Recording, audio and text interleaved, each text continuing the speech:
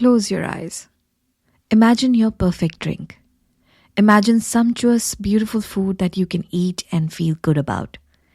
Now imagine being connected to a food blogger who brings this to you daily.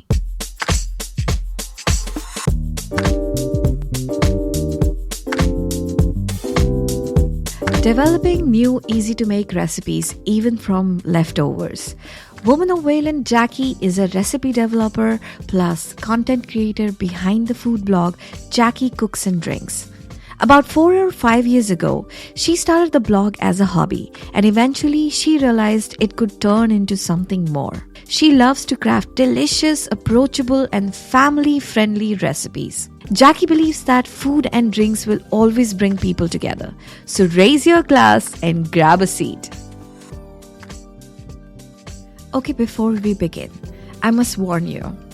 I had so much fun recording this episode that I might just be a little bit too much as compared to other episodes. And I'm not apologizing or anything.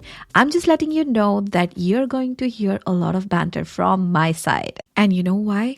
Because I'm a foodie. Talking of food, this episode is brought to you by New England Country Mart, one of our favorite local grocery delivery service. And I'll talk more about them in a bit, but I must say I'm blown away by their collection of locally sourced produce and quite frankly, the idea of connecting communities with their farmers. Please welcome to our podcast, Jacqueline Adelson. Hello. It's so amazing to have you on our show. Thank you so much for coming. Thank you so much for having me. I'm excited to be here. And also for the audience to know, this is the first time we are recording from a closet. For a podcaster, they say closets are the best places to record. So let's begin. The first starter question, as always, is how did you end up in Wayland? So it was a ploy to get my husband to the suburbs. We started in Somerville and then we went to Waltham. And then eventually I said, all right, you know what? It's time. We got to go to a place where we have a good school system and a safe environment for our kids and future kids. And that's how we ended up here. So are you a city girl or a suburban mama? Oh, I mean, pre-COVID, I loved going out, going to the restaurants and bars and nightlife, theater. But I don't know. I'm kind of digging the suburban life now. Okay. And coming back to the food scene, do you like the food scene in Greater Boston area? You can be honest. I think we've improved a ton. I think 10 years ago, yeah, I would be, it's not great. But, now there are restaurants that I could list off a few that they just are totally amping up the game and creating a new bar for other restaurateurs. All right. So tell us a little bit about your career before you were into food blogging and content creating. Oh, my super exciting career as a product manager. So I was in healthcare technology for about 10 years or so, helped design software and then eventually kind of switched over to the product marketing perspective of it. Nice. And then, corporate, it's can be a beast. It can be a beast, yes. Yeah.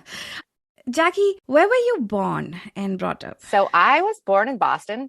I'm a born and raised Massachusetts girl. Mm-hmm. Yep. I grew up in a town called Acton, which isn't far from Wayland. And, my dad grew up there. My mom grew up in the city. So we just kind of stayed in this area because of the school systems and because I had such a positive experience growing up here. Were you always passionate about food? Yes and no. So I think a lot of kids, when they're growing up, they go through phases of, I'm not going to eat that anymore, or I'm going to only eat this. I went through I don't like certain meats. And so I was almost like pseudo vegetarian as a teenager. And my parents were like, why? Like, why? And like, my mother would make like lamb chops and I'd be like, no, chicken wings, no, nothing. My parents were are good cooks.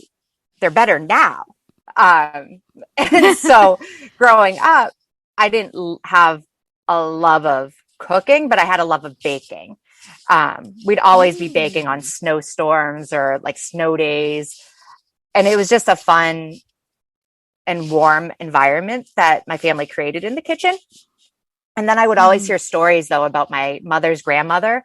My great grandmother would be this amazing cook, and it inspired me to kind of dig deeper into that a little bit. Were there food stories around the recipes that were made by your grandma or mom? Did you like them? I don't know if... Like, I remember this one story that my mom told me about my great grandmother making this meat roll stuffed cabbage.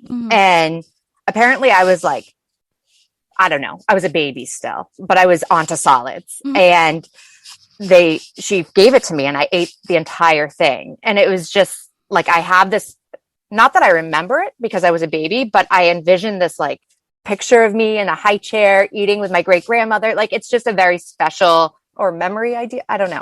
But my grandmother, my mother's mother, is not a good cook at all.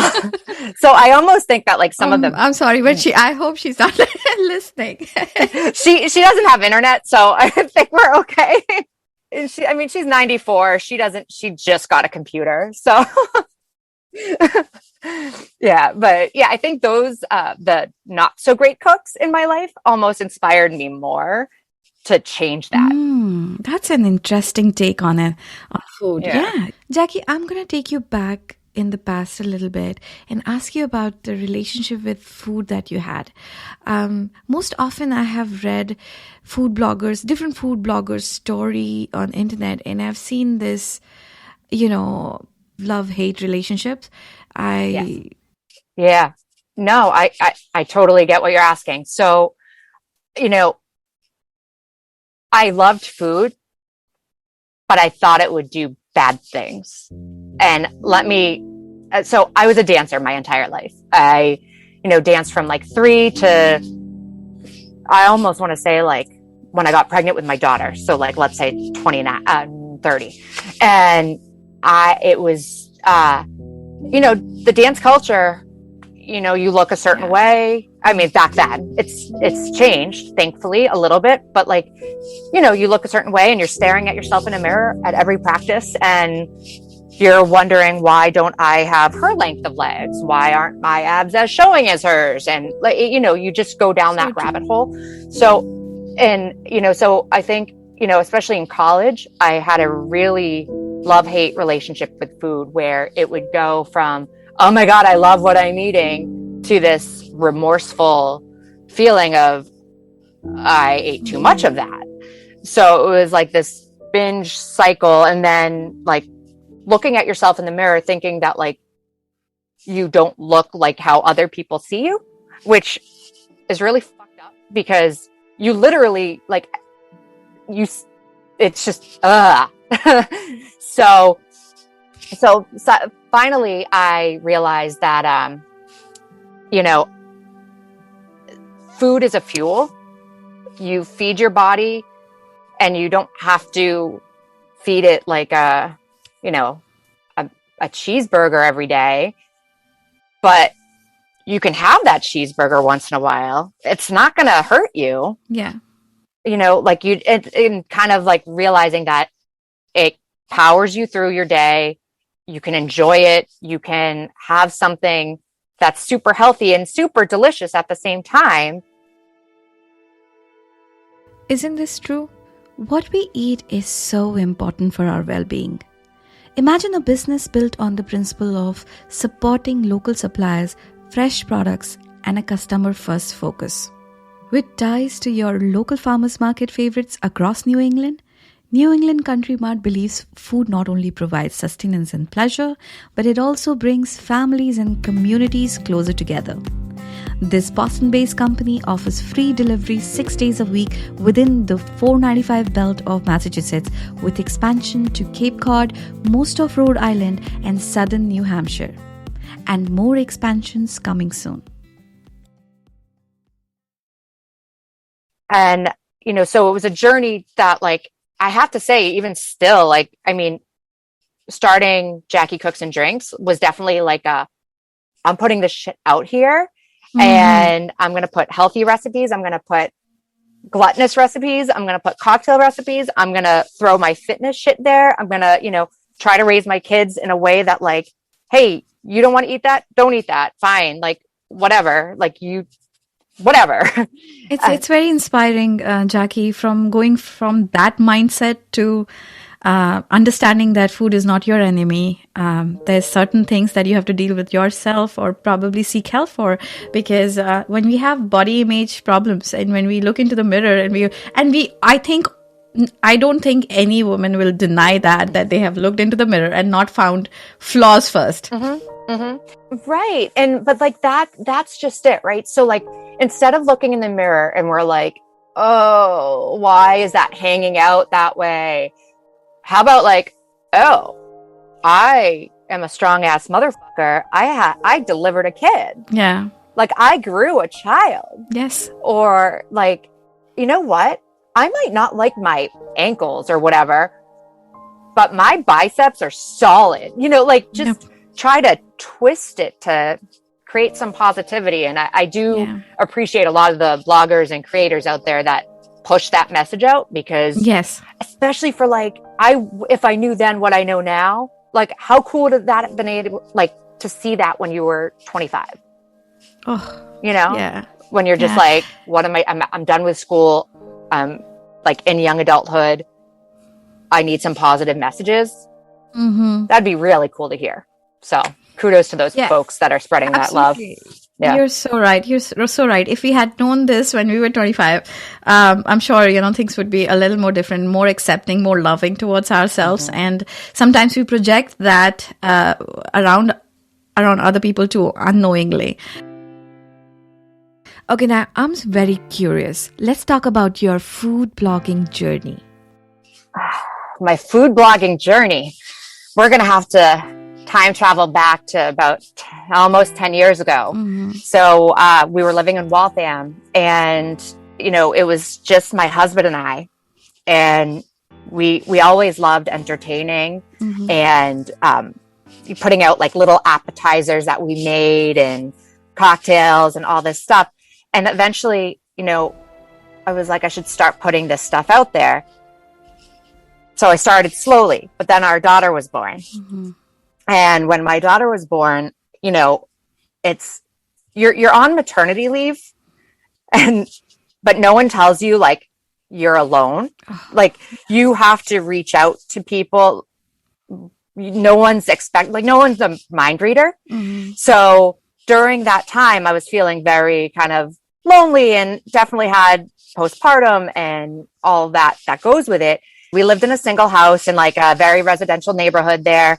But we were relatively, maybe like a year into living in Waltham. So we only had like one neighbor that was friends. Everybody else was older, And so, kind of taking my passion for like sharing recipes and just, that whole spiel, I decided to start putting that out there into the world, kind of channeling my like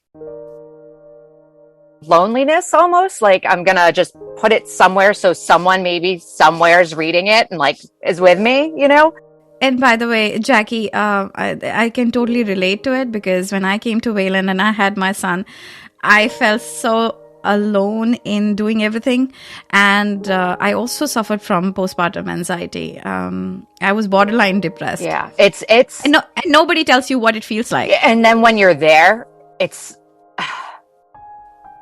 really hard to claw your way out. And, it takes a village, but, you have to grow that village. Yes, you do.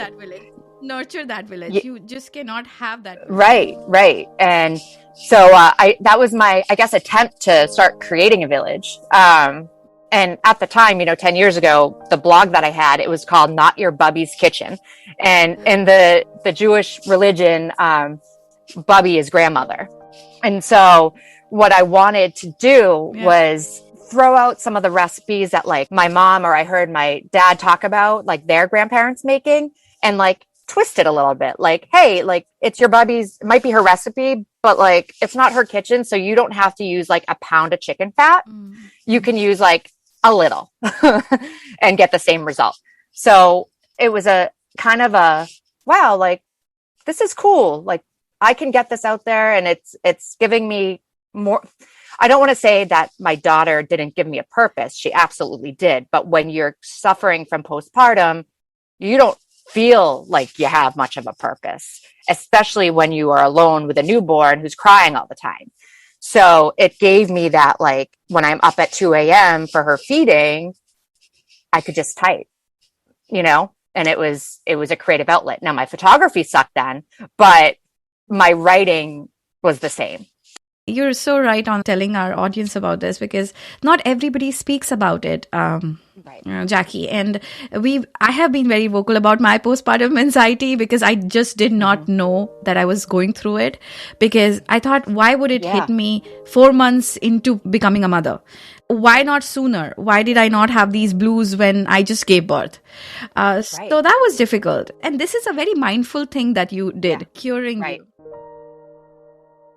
How did COVID affect your work? I know you've been on our Instagram, but we want to know more, because I think it was initial days of COVID. So, a year ago, everything was shut down. No one was going out to restaurants. Our like hospitality industry ultimately shut down, which is like awful. And then it dawned on me, like, everybody's cooking. Everybody is cooking right now. And baking breads. Yeah. So many people made breads. And like, I couldn't find flour anywhere. I had a friend going to Restaurant Depot, and he surprised me with a 25-pound bag of flour. It was like $7 there. I was like, oh my God, I can bake again. So I say for COVID, it increased my business. It increased my drive, because I had people that like were so sick of making the same shit over and over and over again. I mean, how many times can you give a kid mac and cheese, or how many times can you just grill a chicken breast? Like, it got stale for everybody. So I used it again as a platform to take my own, like, oh, yuck, this sucks. Like, we're stuck at home and this, but the kitchen was a safe space for me to like push out a ton of content that I enjoyed and that I hope that other people would enjoy. Right. And then of course we started Cocktail Fridays during COVID, because, everybody was home. Yep. No one's going out for their cocktails or their, happy hour. So, I was doing them like week after week and pulled my husband in. Developed at the onset of COVID-19 pandemic in March 2020, New England Country Mart is a local family-owned newcomer to the online grocery space.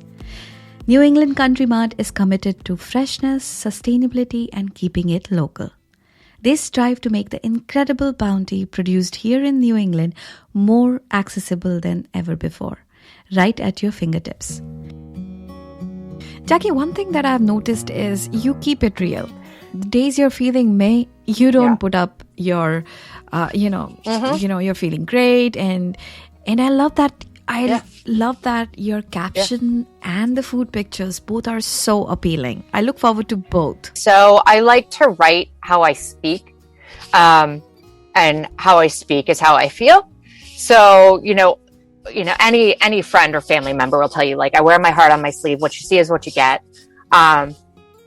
So, like the other morning when I woke up, I walked down the stairs and there's like literally a pile of Lucy's poop on the kitchen floor, and my son waking me up at like 5:45 in the morning, I was just like, are you kidding me? And then I'm thinking like, oh no, I need to share this because there's might be a parent or a dog parent out there that's having a really friggin' hard day and might need a laugh. And like, so if I can twist my shitty, no pun intended, morning with someone and it makes them feel like better about their morning or whatever, bring it on. Then yeah, exactly. What is your niche in food blogging? Crap. So, I mean, honestly, if I had to sum it up, it's about balance. You can have the cupcake filled with frosting, and you can have a salmon with asparagus, and you can have them both, and you can be mindful and healthy and strong and I feel like, I love all of the different creators out there. There's a lot that, when you ask niche, there's a lot that are like keto and paleo and gluten-free and this and that. And while, I'm fortunate that I don't have allergies, which drives a lot of these creators, I just feel like there are a lot of people out there that want to have access to like everything. Yes. And so I try to provide that everything, but in a very like, I'm not just going to throw out macaroni and cheese recipes without a salad one. Okay. I get it. There is always a mix, a balance. Yes. All right. Yeah. That is absolutely important in today's world because you really can't avoid a lot of food right now. There's so much, and there's also so much sugar in everything. And I remember going to a grocery store and picking up a bottle of jam at Wegmans, and there was a lady next to me. She was buying something, and this was 2 years ago, and she said, "Oh my God, that has a lot of sugar." And I was like, jam and marmalades are supposed to be sweet. Right. Jackie, tell me, what do you think about food culture? A happy, healthy, safe place for my kids, my husband, me. I want us to, so it falls on the parents, and oftentimes the mother, to create these meals or snacks or whatever. And if you're not putting positive energy and positive reinforcement on the food in front of your kids, it can go down kind of like a rabbit hole of crappy situations for them in the future. Yeah. So as long as I can have it be healthy and like, we're struggling right now with my 5-year-old. He hates eating food, like certain foods, but like mamas, I'm sure you can relate. That's exactly the reason I asked, because there are so many Instagram accounts and blogs on little human beings picky eating, and my son is one of them. So I thought this question would be great to ask a food blogger, because the food culture in India, where I grew up, was like, you don't waste food. You eat everything. And to enforce that in America, with my kid, it's sort of a difficult thing. I'm like really struggling with the food, I should admit. So I'm so sorry you're struggling with it, because it is hard. It is really, really hard. And, growing up in a Jewish household, it was a very similar upbringing. Like, no, you are getting canned peas and lamb chops and you're going to eat it. And it's like, I don't want to eat it. And I don't think I was that picky of a kid, but certain things, would set you off. Like, I can never look at a can of peas ever again. Like, ugh. But with my son, I'm trying a little bit of a different approach. Like, I don't like wasting food. I think it's horrible to do. But I will only put certain amounts of food on his plate. And if I'll say like, okay, choose anything on your plate to eat, just eat something on your plate, and put the control in his hands rather than us controlling. Right. Them, absolutely. I agree. Totally agree with that. Did you know that only about 8% of US farms market food locally to their customers or through some form of intermediaries. That means a vast majority of food we consume is not local. I believe lack of proper platforms that connect farmers with consumers is at least one, if not the biggest part of it. New England Country Mart strives to fill this gap. So if you want fresh, locally sourced produce delivered directly to your footsteps, check out New England Country Mart. So tell me, Jackie, how do you go about cooking? Is it prepping up already for the week or instinctual? How do you go about cooking for the family and yourself?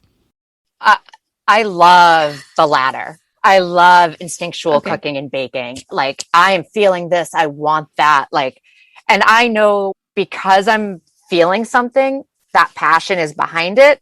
It comes through in cooking. You know, when you're making someone a meal that you love, they taste that. Unless you don't put any salt or seasoning. But absolutely. Yeah. Okay.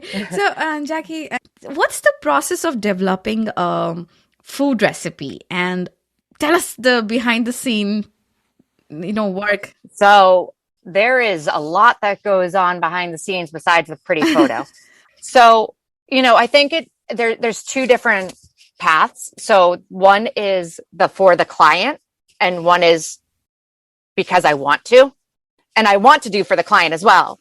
But the for I want to recipes are the ones that I'm making for my family, and I'm putting them through eating the same thing multiple times. For baking, it often starts with a recipe that I've tried from like Ina Garten or Adelson Roman, like these amazing chefs. And then I like to tweak it to like maybe more everyday use if it's more complicated, or trying out different flours, like what would it be like with almond flour? What would it be like with this? And baking recipes tend to take a lot more time because it's so much more scientific. It's when you realize that you do have to measure everything to a T. Yes. Then you're good. Like when you have a baking recipe, you got to follow that baking recipe. And so there's a lot of trial and error that happens Absolutely. with that. With cooking, it's much more natural. So you want a little bit more spice, throw a little bit more spice. You want a little bit by instincts. Yes. And like, I know this is not the part of the question you asked, but like taste as you go. So like, don't put a pound of salt in there, put a sprinkle of salt in there, then taste it. Let it cook down, try it again. Do you actually have the pen and paper like the old school? I do.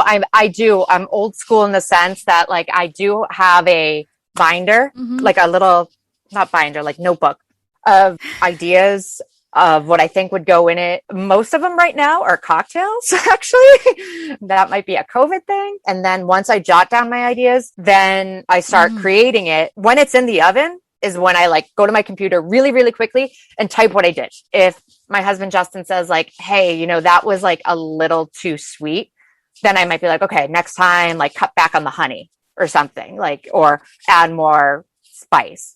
He's like, so Mr. Jackie Cooks and Drink is your tester. He is a huge tester for meals and cooking and things like that. So are like my sister and my mother and father. For baking, if you live next door to me, you probably tasted something at some point. I have regretted You're next. Every single time you put up a picture, I'm like, why am I not your neighbor? Oh my God, I would have really been that nosy neighbor. What's cooking? Let's go to the cocktail part. And you've made it a part of your stories every Friday. Tell me your love, the love affair with, like, what do you like drinking? Sure. My weapon of choice is tequila. Oh. I love a spicy margarita with a tagine rim on it. And that spice, that's probably my favorite. And I also love the sweet, spicy cocktail. Not too sweet, but a lot of spice. So think like a spicy pineapple margarita, something like that. Oh. Yeah. That sounds delicious and amazing. All right. Tell us about what else do you share on your blog and on your feed? Okay. So, I share a lot of fitness stuff. It is, yes, I've seen that. It is my sanity. Medications are one thing, but like those endorphins that you can get from, like lifting a heavy weight or something like that just makes me feel all happy inside. It's discipline as far as like it's so hard to make the time out of the day. But if you just like, you set it in stone, like, hey, this is my priority. Like, this is my self-care, you do your spa thing, but this is what I need for 30 minutes today. People will also find tidbits of my family. Oftentimes I look at my feed. My Instagram feed is recipes and cooking and like some like fitnessy type recipes, protein stuff. But then on my stories is more of the day-to-day, the lifestyle stuff. Because, some people like that, some people don't. And I just put it out there and, whatever. It's real life. I don't sugarcoat it. Jackie, how hard is being an Instagram blogger or a food blogger? Because, people have this perception that people do things and take pictures and just put it up. Oh, yeah. So, if we spoke on Wednesday, I would have probably like thrown my computer. I was having a day. So what goes into it? We talked about the testing a little bit, and then there's the taking the photos. Now, I'm not a food stylist, but I watch my friends that are, and I pick up tricks and tips and whatever that they say. Still nowhere near a magazine editor or something like that. But thank you. But there's how am I going to plate this? And then there's the backdrops, what am I going to use? And so there's a brand, Replica Surfaces. They're my go-to. They just have these mini studios that are made out of boards that create these backdrops. So one looks like subway tile, one looks like marble. I've seen those flash on TikToks and Amazon. Yep. Yeah. And, I've been starting to use those a lot more. So you stage your photo, then you get the right angle and the light and the time. I only shoot in natural light. I do not like the ring lights. For food, I don't think it's great. Can I tell you, with the mindless browsing on Instagram, if a food blogger puts up a picture and you stop, that means he or she is really good. Because it's a visual platform. Would you say Instagram is your main channel? Yes, absolutely. I feel like once you start with learning how to do one thing, for me, it's been really challenging. Okay, now I have to do TikTok. What? Yes, I wanted to do Pinterest. It's a lot. Yeah. I hats off to these people that can do it all. Yeah. But maybe I'll get there. It's overwhelming. And my daughter, I have a Jackie Cooks and Drinks TikTok. It's mostly dogs and my daughter doing dances because I'm just Okay. Jackie, some fun questions though. Yeah. Sweet or savory? Savory. Baking or cooking? Cooking. Cocktails or beer? Cocktails. Hard drinks or beer? Oh, I'm biased. I love beer. What type of beer? I have seen some stouts on your channel and I'm a beer person. So my eyes are always lit up. That you also bring some beer in. Okay, my audience is going to know much about from this interview. I love it. No, I absolutely love dark beers. Dark beers are my jam. Also triples, your IPAs. Golden Monkeys, things like that. I've been starting to like IPAs a little bit more. Microwave and oven. Oven. Okay. Favorite appliance? This is hard. Oven, I guess. But I love my Vitamix blender. Okay. Not an ad. So, You can You know what? I should have asked air fryer or oven. What do you like? If I have convection on my oven, which I do, my oven still. Air fryer serves a purpose. It's great for, the small, like, Patches of food. Yeah. But nah. Yeah, there's such a craze about buying the air fryer. There is. I didn't buy one though, by the way. Okay, so favorite food blogger on Instagram? Kale Junkie. Mm-hmm. Love her. Okay, books or Netflix? Netflix. Okay, favorite place in Wayland? Well, anything. Food establishment? Food establishment, even better because we're talking about food today. So the Shat. Oh, you love this. I know. The Shat. So what's your favorite restaurant in Boston? And then we will come to Greater Boston area. I will have to say that Sir Elena Chops is a top choice. I also am, oh my God, I feel like I have not been in the city in so long. The Beehive. Okay, now favorite food author, the books that you've loved. Ina Garten. Yeah, she's awesome. Yeah. Mm-hmm. Like, just, hands down. She's like, I could go on and on about her. She's probably the one that I have the most connection to. Marcella Hazan, for its cookbook that everyone needs, The Essentials of Italian Cooking. Everyone needs the cookbook. What's your favorite cuisine? It's a toss-up between Mexican and sushi. It's two very different cuisines, but I have a hard time turning down chips and queso and margaritas or anything cheesy. But I also have a really hard time turning down sake and sushi. Love it. I was in Vancouver for 2 years, and then it just got me into sushi so much, and I miss that. There's something called all-you-can-eat sushi in Toronto and Vancouver. It's incredible. That's a heaven. All right. What is your favorite Indian dish? Sag paneer. Saag paneer, oh my God. And there's a restaurant very close to us in Sudbury, Pani. Makes it amazingly well. I'll have to try that. I've not tried it yet. Amazingly well. I love their saag paneer. It's delicious. Okay. And fun fact about me and Indian food, I used to not touch it. So my husband had a birthday in Waltham when we were back there. And I said, what do you want for your birthday? Dinner. And he goes, Indian food. And I was like, cool.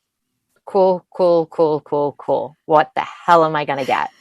So I ended up getting, I think, chicken tikka masala because he was like, just go with that. Like it's, the safe option, the safe and the popular options. Yeah, it was good, fine.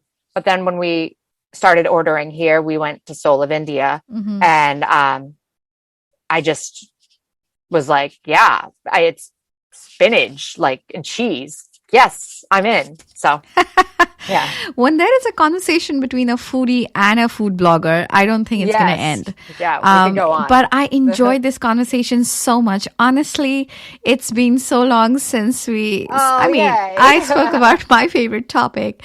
Thank you so much for coming to our show, Jackie. Absolutely. Food connects people. Yes. Food builds communities, and it also inspires people to do things and nurture yourself and your surrounding.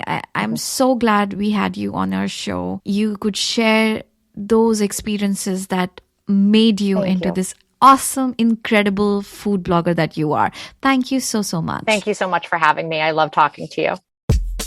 Thank you so much for listening and subscribing to our podcast and YouTube channel. I told you I'm going to be a bit chatty in this episode. I hope you liked this one. Please do not forget to drop a review, rate our podcast, and don't forget to subscribe. That helps us a lot. Stay tuned. We'll be back with another story. Till then, signing off. This is your host, Yamini, and you were listening to Women of Wayland, the podcast.